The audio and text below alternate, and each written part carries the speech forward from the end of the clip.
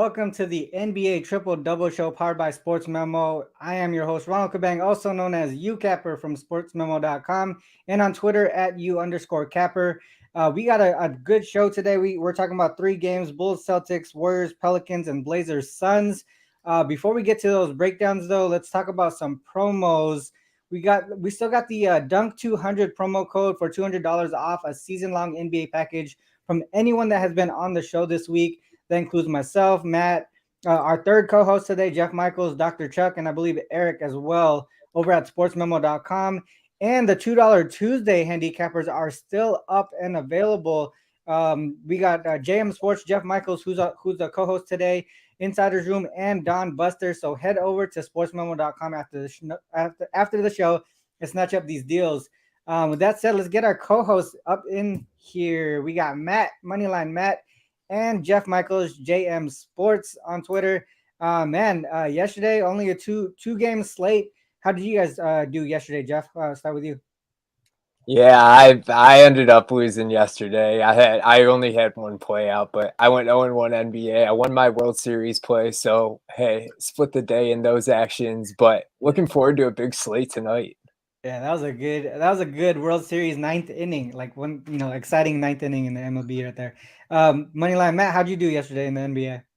Yeah, so yesterday in the NBA was actually my first pass day, maybe in like 10 days. And it was just because I got so busy. I wanted to play a couple things, just couldn't get to my computer and get it in. I did play Devonta Smith over receiving yards. That missed. But to Jeff's point, huge slate today. I'm 8-4 in the NBA on the week and already got 3 plays up. I got a 3-play NBA package up, 2 spread bets, and a player prop that I absolutely love. So feel free to go and check that out. I love slates like this, and I'm excited to break it down with you guys.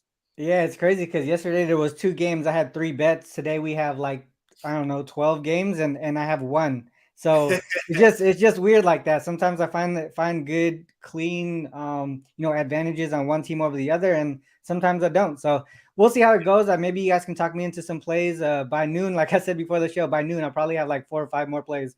We'll see how it goes. First game up though, Bulls and Celtics. Bulls on a nice 2-game win streak here. I think they're going to be starting a really tough stretch of games here. They play the Celtics tonight, Raptors twice, Pelicans, Nuggets, and then the Pelicans again. So that's a tough 6-game. What is that? 6-game road trip here, 6-game schedule coming up. You got Drummond and Ball still out here. Kobe White is unlikely to play. Celtics, they're coming off of a playoff atmosphere type game against Cleveland. They lost by 1 point in overtime. This is the first leg of back-to-back home to road games for them too. They face the Knicks tomorrow. They got Gallinari and Robert Williams out. Matt, what are you looking at for this game here? Yeah, so for me in this matchup, to your point, the Chicago Bulls are missing Andre Drummond, Kobe White, Lonzo Ball, and the Celtics, same thing. They're basically full go. They're going to be without Robert Williams for some time. And, to me, though, the Boston Celtics are clearly the better team here at 4-3. They've had the hardest strength of schedule throughout the entire NBA, and they still have the 4th-ranked adjusted offense throughout the NBA. They're 18th in terms of defensive rating, and that's something that I do expect to get better as the season goes on. Again, they have the number 1 strength of schedule throughout the NBA. And when looking at the Bulls, they've had the 16th strength of schedule throughout the NBA. They're not exactly a team that I put a ton of faith in going into Boston to cover the spread or beat Boston outright. In addition to that, Boston has revenge on their mind. They lost to Chicago 120-102. So I think they want to take care of business against the Chicago Bulls at home. I think this is a great opportunity for them. I think this is one of those games where we see the stars shine in Jason Tatum and Jaylen Brown. The Chicago Bulls don't have guys that really do match up all that well with Jason Tatum or Jaylen Brown. And because of that, I'm definitely going with the Boston Celtics here. I think they get the job done against the Chicago Bulls. And like I said, I think they got revenge on their mind. What are your thoughts, Jeff? You think there's revenge here for the Celtics? Obviously, Matt brought up the whole defense aspect of it, and I don't think that's going to get better until Robert Williams comes back into the lineup. He's been such a key catalyst for that defense there. What are your thoughts on there? Do you think maybe it could go over because of the lack of defense, or do the Celtics get it done today? I think the over could be a good look. I'm probably looking at the Celtics too. Like you guys said, the atmosphere in that game against Cleveland most recently. But you think back about it, that's the second time in the last week that they've done that against Cleveland. I believe they both went to overtime, and the first one Cleveland took handedly. But outside of that, I mean, Boston's looked pretty good pretty much all around in every aspect. Even in that game against Cleveland, they held Cleveland to just 42% shooting. And before that, they held Washington under 39%. And I am going to give a little shout out to Matt over there, because last time I was on the show, he changed my thinking a little bit. And I was a big points per game kind of guy, and started talking about the efficiency aspect. And now over just the last week and a half or so, I've put a little more focus on that as opposed to the points per game. But Boston's sitting number 3 in the league in offensive efficiency, so they're getting it done, even if they don't get all the opportunity or get quite as many opportunities as some of the other teams may get. They are getting the job done, and they had a 1-point loss against Cleveland in that last game, shooting just under 41%. So pretty bad game of shooting there for both teams in that side. Boston kept it close. I think they definitely have the edge over Chicago in recent history and moving forward. So I'm going Boston tonight too. Yeah, for me, I'm actually gonna stay away from the side and the total. I think it's just tough. To me, they match up well. I don't know which way it's gonna go. How is Boston gonna come back? After emotional loss like that, overtime 1-point loss, definitely a playoff atmosphere type game. Then they're playing this first leg of back-to-back games as well. To me, what I want to look at is actually towards Vucevic, over 11.5 rebounds. He's averaging over that right now, 12.3 rebounds per game on the season, has gone over this number in 3 straight games as well. Last time he faced the Celtics, he had 23 rebounds. I can see the Celtics kind of struggling from the field after, like I mentioned, playing that emotional game against the Cavs. That means that means there's going to be a lot of rebounding opportunity here, and there's no Robert Williams. I feel like Al Horford is sort of slowed down a little bit, so there's going to be a lot of rebounding opportunities for Vucevic. And from a fantasy perspective, the Celtics are the 4th best matchup for centers when it comes to rebounds. So to me in this game, maybe a lean towards the Celtics for me as well, just to ride with you guys. But at the same time, I think it's going to be I feel like it's going to be a funky, slow paced game with sloppy shooting, but mainly focusing on that Vucevic over 11.5 rebounds there. I think there's going to be a lot of opportunities for him to get that. With that said, next up is the Warriors and the Pelicans here. Warriors played last night, coming off an outright loss to the Magic as favorites. A huge, on Twitter, it seems like I was the only guy who didn't see that 30 free throw discrepancy coming here. But this is one of those, maybe the Magic is showing the rest of the league what the recipe is for beating the Warriors, right? Attacking the basket, utilizing size. Is that something that you guys can see from the Pelicans here, with Ingram and Herb Jones coming in, Zion having a few games under his belt as well after missing a couple? What are your thoughts, Jeff? Yeah, definitely. This is healthier than the Pelicans have looked in a while, obviously, getting those 2 guys back. And for Golden State, it's now become almost a consistent thing. In the last 4 games, they've lost 4 straight, but they were favorites in 3 of those games by over 7 points. They were 10-point favorites against Charlotte, 7.5-point favorites against Detroit, and 9.5 last night against Orlando, and they lost all 3 of those games outright. They lost to them last time they played too, I believe, and there is a revenge aspect kind of going it. But Golden State's 13-4 against the spread in November. But I can't find myself siding with Golden State in this one, especially, we were kind of talking about it before the show with the line, but I saw a point on Twitter last night that, there has been some question about resting some of these starters on the Golden State team. And with the way that game looked last night at halftime, up by double digits, I believe, you're thinking you could get some rest for your starters in the second half of last night's game. And obviously that didn't play out to work the way that they thought. So, Golden State is definitely at a rest disadvantage in this one. And I probably would find myself with a slight lean on New Orleans in this one tonight. Yeah, I mean, it's tough. It's playing a second back to back, playing heavy minutes. Curry played 38 minutes last night. I know the rest of the starters didn't get up to those numbers, but still, the Warriors are known to have some of those load management games, especially on back-to-backs. Last time they played a back-to-back on the road, Clay sat. So maybe we see something similar again today, whether it's Clay or someone else. What are your thoughts, Matt? Yeah, I'm definitely struggling with this game a little bit. The Warriors are in a really tough spot being on a 5-game road trip. And then I believe they have 3 days rest after this. And the way the Warriors have been playing right now is if Steph Curry doesn't go off and have 30 points, 5 assists, 5 rebounds, whatever it may be, they're really not in the game. And at some point, Steph Curry is going to get tired. Like you guys said, there's a chance Klay Thompson might miss. So that's a shooter who's going to be gone, someone who's been putting up 15 points per game around there. And Jordan Poole really hasn't been absolutely going off or anything like that. So I do worry about this Warriors team. They're not playing good defense. And this is a Pelicans roster that, especially with Brandon Ingram coming back and Herbert Jones, they are sound defensively. They are long. When you have Jonas Valanciunas in that middle as well, it's tough to get to the bucket. So for me as well, I have to side with the Pelicans here. Like, believe me, I want to side with the Warriors. When you see a team who's lost 4 games in a row or whatever, it might even be 5, I'm not sure. But when they're coming on a losing streak, I like them to bounce back, but they just haven't given me anything that I can truly get behind right now. And if I'm going player props, one person I would look to here is Steph Curry. I know I've said at some point he's got to get tired, but in his career, Steph Curry has loved playing the Pelicans. He averages 26 points, 7 assists, and 4 rebounds, and is playing at a level that I think he can get over that tonight. With the minutes, as long as everything holds true. But I find myself siding with the Pelicans here. There's too many bad signs with the Warriors at this point in time. And I think this just might be one of those spots where they want to look to the rest days and get right after that. So, yeah, I'd be on the Pelicans. Yeah, maybe wait until they get home and get comfortable a little bit.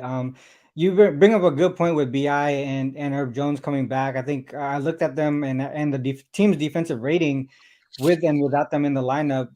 With Bi in the lineup, 4.1 points better defensive rating than without him, and then with Herb Jones, it's even better, 6.1 points better defensive rating than without him. They just bring in the obviously Herb Jones is a great perimeter defender. A lot of talk about him being one of those guards, sort of like Marcus Smart, but definitely an impact player on the defensive side of the ball as far as perimeter. And then Bi is just that lengthy guy. I don't know how long his arm length is, but it's got to be a lot, maybe like over 7 feet for sure. And he affects the game in a lot of ways just because he's also very mobile, so he can guard the 3 and the 4 position as well. Just very, very sound defensively. This New Orleans team so far this season, and with those guys coming back, it's going to get only better. I was looking at how the Warriors do since 2016, since they've had their core group of Curry, Green, and Clay. After losing as favorites on the first leg of back-to-back road games, they're 3-6 straight up, 2-9 against the spread in those spots. Also 9-2 to the under. This includes 0-1 so far this season in that same spot, which was the outright loss to the Pistons, 114-128. Clay sat out that game, and like Jeff mentioned, they may have been heavy favorites in that game. To me, I think the Pelicans are obviously much better than the Pistons team on both sides of the ball. I think there's a possibility the Warriors hit someone again here in the second game of back-to-back. I can only look towards the Pelicans and also towards the under in this one. That's the way that I'll go for that game. I don't know if I'm going to get to the window with it, but definitely strong leans in those two directions there. I like that under look a lot too. I mean, the fact that Brandon Ingram's coming back, Herb Jones is coming back, it might take a second to get that lineup in sync once again. Yeah. And then with the Warriors, like we've talked about, there's a good chance Klay Thompson misses, and this team's got to be tired. It's the same concept when me and you were talking about Kyrie Irving. 3 40-point games in a row. Yes, he's performed very well, but at some point, those legs got to get tired. It might be close up until halftime, but then those legs give out and they fade out at the end of the second half, things like that. So I think that under is a good look as well. Yeah, exactly. That game where both KD and Kyrie played 40 minutes, we took them. We faded them in the second game of the back-to-back. That's exactly very similar look here with the Pelicans. And that's a good point there. Another game, our last game of the slate, Blazers and Suns. Blazers have sort of been a surprise team this season, sitting 5-2. I think folks really expected a drop. I mean, I expected a drop off from the Suns too, with how their offseason went, with a lot of the offseason off court issues, especially with Aiton and Jay Crowder kind of messing with the chemistry there. But they're doing pretty well. The Blazers, they're going to be missing Lillard again tonight, and I think Anthony Simons is a true game time decision. So I think you're probably going to have to wait until shoot around to see how he does, to see if he plays. So he's going to be a big a needle mover in this line here. On the Suns side, I think Aiden Campaign and Torrey Craig are all probable to play. They're on the injury report, but probable to play. To me, I think the Blazers, they're playing their first of a 6-game road trip here. First 2 games are back-to-back against Phoenix, so they're playing today and tomorrow against each other. I feel like as long as Simons plays, I think the Blazers can cover this double-digit spread here. But that's going to be the main piece for me. He has to play. Other than that, where is the majority of the offense going to come from? Right? I think they're a tough, well-coached team. Billups got them really very I would say he got their mindset right. I think they're playing a lot of great team defense. Jeremy Grant was a really great addition to the squad. Josh Hart is also, I talk about Josh Hart being that glue guy for this team. He's going to be important to playing defense here as well. And I don't know. I think they kept it close against the Grizzlies without Lillard as well. I feel like I don't think they're going to win this game, but 10.5 right now at the line, it just seems like it's a bit too much. What are your thoughts, Jeff? Yeah, I'm thinking the same thing. I find it hard not to want to back Portland, especially with how they started, obviously, the 4-0 straight up and ATS record. But they've been a little bit of they've had some ups and downs in the last couple of games. They've had 2 games that they shot over 53%. And then they had 2 games that they shot under 44%. You're taking on a Phoenix team. I apologize. In the last segment, I got my stats flip-flopped. Phoenix is the one with the revenge angle coming into this one. They actually lost the last meeting between them and Portland. But Phoenix in the last 3 years, 38-18 against the spread, revenging a loss. And Phoenix is 4-1 against the spread at home this season, putting up 121 points a game. They also rank number 1 in offensive efficiency. And, that double-digit point difference does kind of scare me too. I still see Cameron Payne listed as questionable. Obviously, there are different ways or different spots to see it, and information's always changing. But, the up and down streaky shooting of Portland does make me probably lean a little bit in the side with Phoenix, but I can't lay the 10.5 against this Portland team that has been able to show up and compete, especially even like you said, in a situation without Lillard, that they kept that Memphis game relatively close to. So double-digit points scares me, but Phoenix has played well, obviously, in their last couple of games. They're the opposite of Portland. They started 1-1, 0-2 against the spread. Now they're 5 in a row straight up and against the spread. 3 of those last 4 games, they've shot over 50%, and they have consecutive games holding their opponent under 44% too. So at least the last couple of games, Phoenix has really been able to get it done on both sides of the ball. And if they have a healthy lineup, especially like you mentioned, if Portland doesn't have Simmons, I'm going to back Phoenix in this one, but just a small lean with how big that spread is. Yeah, I know. There are 5-game win streak here. Pretty much all of them has been double digits. I think the last game was 9 points to the Wolves, but every other one was like 15 or more, 13 or more points, double digit win. So, I mean, I can see them. I mean, obviously when they win by margin. I just feel like there's going to be some regression at some point. You can't win every single game by double digits, and the Blazers are a really scrappy team. What are your thoughts, Matt? Yeah, so with this one, I have had some difficulty picking a side. Like, I can definitely see Portland covering this spread if Anfernee plays. He's huge in this. He is that guy. He's the one who can go out and get you 25, 30 points.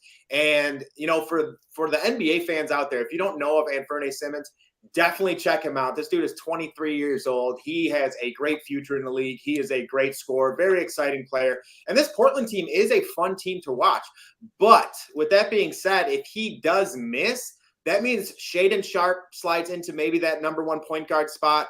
or Keon Johnson. Those are two very young players. Mhm. I don't know if I could trust them to go out and get this done. 11 points is a lot of points. I will say that.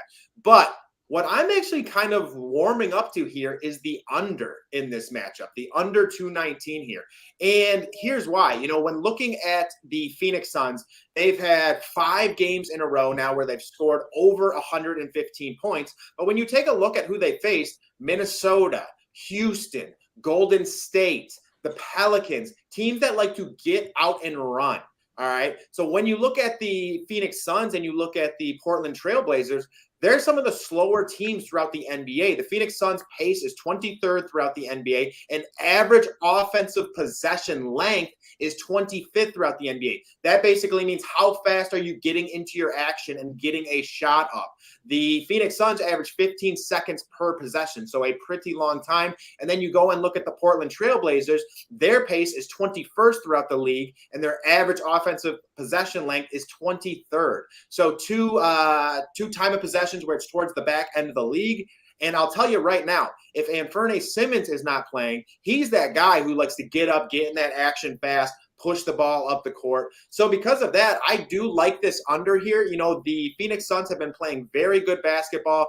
You don't tend to score 115 points for 6 games in a row, 7 games in a row. At some point, you're going to regress a little bit. These two teams played earlier in the year. They hit this over, but they also went to overtime. If they didn't go into overtime, this over wouldn't have hit. So I do like this 219 here. I know it does seem somewhat low because you're playing the Phoenix Suns, but I think it's a good spot, and especially a good spot if Anfernee misses. So I'm siding with the under here. Yeah, that's definitely a good look. Shout out to the chat. We got Mitch here shouting out Pelicans -4 in the last game, and Star Child with the lean towards the under. Suns might score a lot of points though. What do you guys think about a team total under on that Portland team, especially with with how well the defense goes and a lot of the great points there? I mean, a lot of the things that you just mentioned, Matt, with the length of possession, the pace of play, both teams really slow.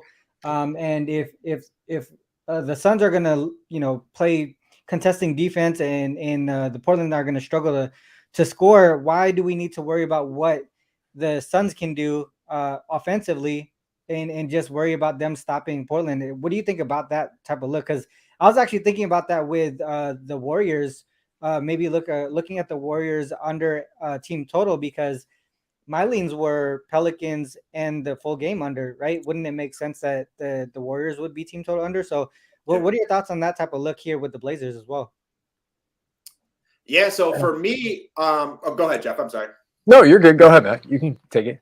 All right, for sure. So for me with this one, I do like it, but I'm going to be honest. I think the Suns are in a regression spot. They've scored over 115 5 games in a row. So I'm actually okay taking this under here. I do definitely understand the point, and I think there's spots for it. But I'm just one of those guys. I like spots, and for me, this is a good spot. When you put up that good offensively 5 games in a row, you're in a back-to-back. It could be one of those spots where they kind of play down to their opponent too, especially if Anfernee misses. So I'm okay with that under, but it's not a bad look whatsoever. I totally understand the angle, the look, and I think in definitely particular spots, it could be a good play. Yeah. I mean, because I don't do team totals too often, but in situations like this, it does make a lot of sense, right? You're just focusing on what one team is going to be able to do or what they're going to be lacking. What are your thoughts on that, Jeff? Yeah, the only thing that I was going to add too is Simmons obviously again is going to make a difference there. I would probably, I like the look, I like the side, or the look on the single team total. But like Matt mentioned earlier, where is that offense going to come from, on that team if Simmons doesn't play?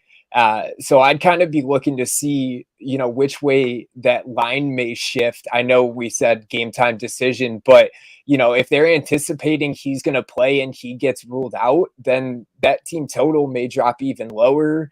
If he is in, that could affect that Trailblazers team total as much as it affects the full game total, to be honest.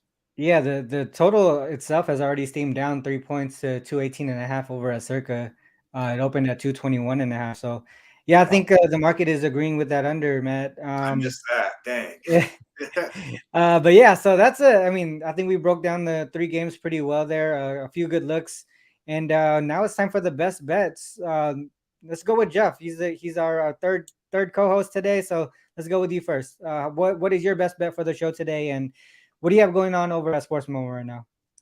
Yeah, I got 2 plays up tonight. I actually am going to give you my NBA play that's going out tonight. My best bet is going to be the Cavs.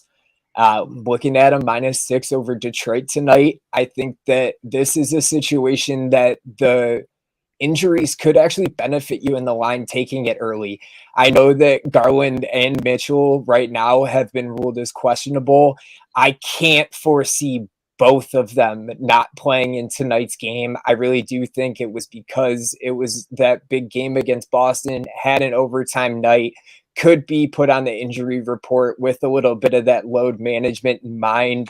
But you have a Detroit team that has a mismatch nightmare here.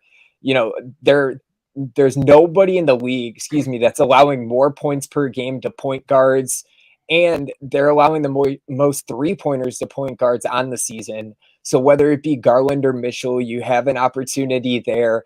And they've struggled against the power forward position immensely. They've allowed the 3rd most points and the 2nd most rebounds. And they officially have no Marvin Bagley Jr. tonight. So that could be setting up Evan Mobley for a big game and even a potential double-double down there. Where on the other side, Cleveland's allowed the 4th fewest points to point guards, and they've shut down the shooting guard position. So Cade Cunningham and Jaden Ivey, that's their prime territory in terms of defense. Do have one big trend, league-wide trend I found pointing towards them tonight too. A team that's a road favorite like Cleveland off a win of less than 7 points, taking on a team that's off a double-digit loss, 41-15-2 against the spread since the start of 2020. So they've dominated that team on the downward trend. They're covering over 73% of the time, and teams are winning by nearly 10 points per game in that situation. So not just that angle, but I do like that angle pointing towards Cleveland tonight too, along with some of those matchup nightmares. So, and don't forget, guys, $2 Tuesday still up over there too, so you can go get that. That action goes tomorrow. It is a 5% college football play for you. Yeah, I like that look a lot. I think the chat is agreeing with you as well on that Cleveland play. Matt, what is your best bet for today, and what do you have going on over at SportsMemo as well for the weekend? Yeah, so right now I already have a 3-play package up. I identified one play that is hitting at a rate of 71% and another one that's hitting at 67%. I see people talking about that Knicks and 76ers game, and one of my percentages is for that game. So if you want to check that out, that's over at SportsMemo right now. I have a 3-game package, and I probably will be adding to it tonight. I'm feeling pretty good, 8-4 on the week. I've hit all my 3-unit NBA plays this week and got a couple up right now as well. But my best bet for today is my dog, Desmond Bane, over 29.5 points, rebounds, assists. I love this guy. I think this guy is an absolute baller. I love how confident he is. I love the opportunity. I love the volume, because when you look at this Memphis Grizzlies team, it really is somewhat of a limited team, and it does come down to Ja Morant and Desmond Bane. They're still without Jaren Jackson Jr. They lost to Anthony Melton in the offseason. So a lot of this usage and volume is going to Desmond Bane.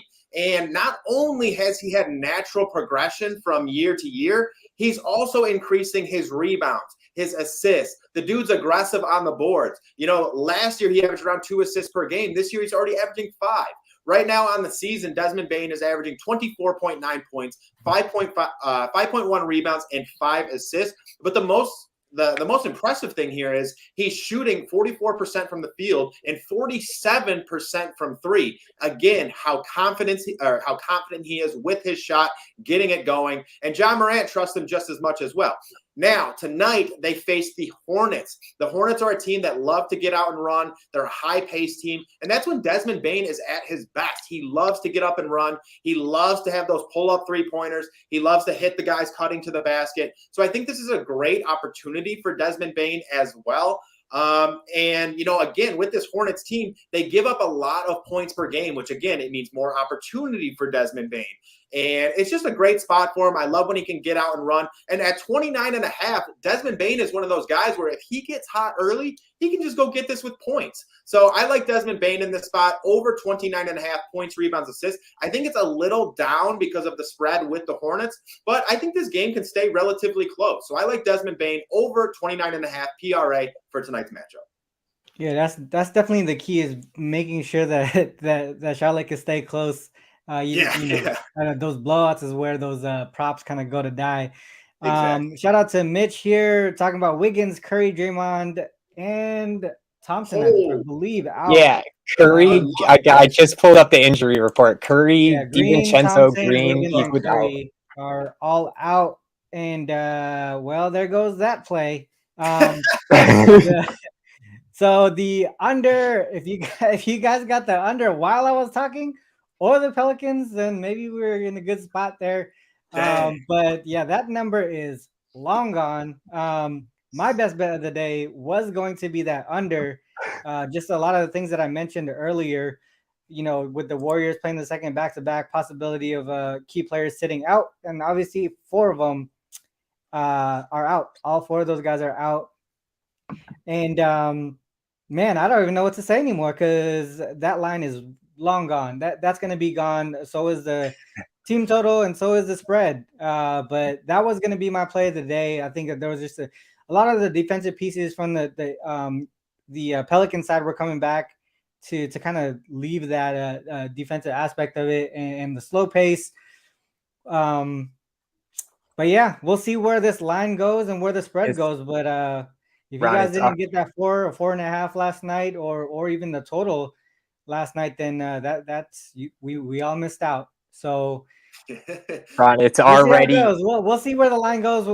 As far as that goes, I think I like I said, I only got one play posted up on the site. I'm probably gonna do a little bit more research and see where I can go with a few more plays. But right now, missing a lot of good value on the lines. I don't like doing that. So we'll see how it goes. Any last comments, Matt or Jeff? Yeah, it's already at -9 to 29.5. -10 now. Some of them are at -9.5 actually. Yeah. So we had 9.5. I think it's still a little bit high. So maybe still a look towards the under there. I know the rest of the squad, other than that starting 5, is more offensive than defensive. But at the same time, the Pelicans really have a strong, solid team defense. And if they're not gonna have that, chemistry and experience to really play against this team, I think they're gonna struggle offensively.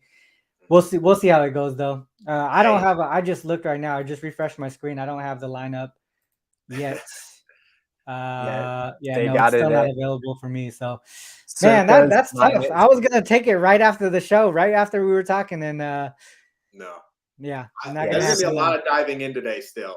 Yeah, plays up, and I'm gonna be diving in all day. So I'm pretty excited about it. And hey, one thing I am hyped about though is we talked about the Pelicans in our NBA intro show, and I am hyped they are finally getting some respect. This is a good team. They are good defensively. They're good at all 5 positions, and they have a good bench. This team can be serious down the line. I'm telling you right now. Brandon Ingram has length that a lot of people don't have as well. He can elevate over people. So I'm excited to see this team going forward. Yeah, baby. He's like, I call him Baby KD, the way that he plays. Yeah, he's so long.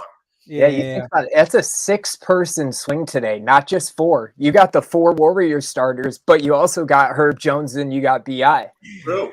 6-man swing coming into this matchup tonight. That's a crazy movement for you there. Yeah, the Warriors were just like, all right, forget it. We'll take this one off. Yeah, we'll see what happens. All right, well, that was a great show, guys. Shout out to the chat being active and starting conversation. Wow. And we love that stuff. And hopefully you guys come back and continue to do it, because it makes us better cappers. It keeps us informed as we kind of go through the show. With that said, man, good luck with everyone's action today and throughout the week. We'll see you guys back on Monday at the same time, 10 a.m. On Monday with me, myself, and Matt, and maybe a third person. We'll see how it goes. But good luck with all your actions. Till next time. Peace. Good luck, guys.